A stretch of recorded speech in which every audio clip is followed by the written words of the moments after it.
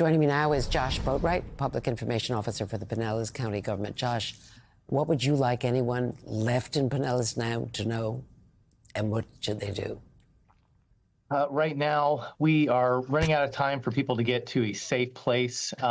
Anybody who is under the mandatory evacuation order right now needs to immediately get to a safe shelter outside the evacuation area. We have 10 to 15 feet of storm surge predicted in our area. This is the biggest storm that our area has ever seen as a direct hit.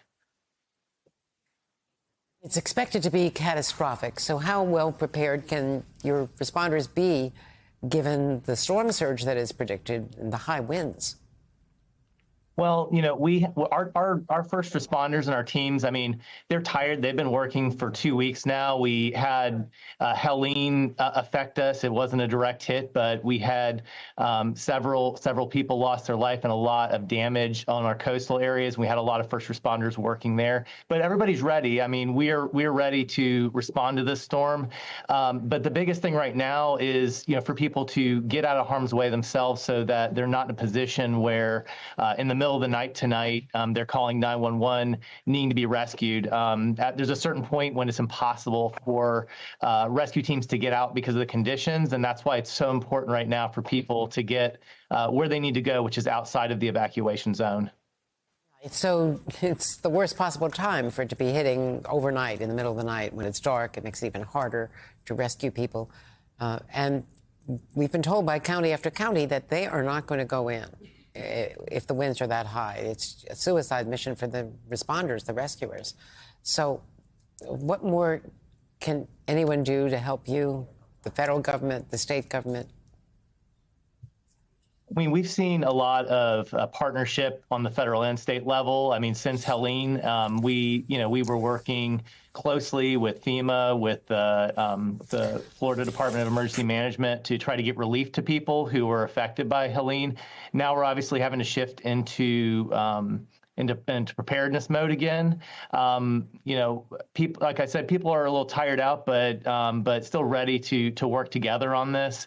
I think the biggest thing right now is we want to make sure people understand what to expect. There will be help available, but with a storm this size, things are going to be different in the morning.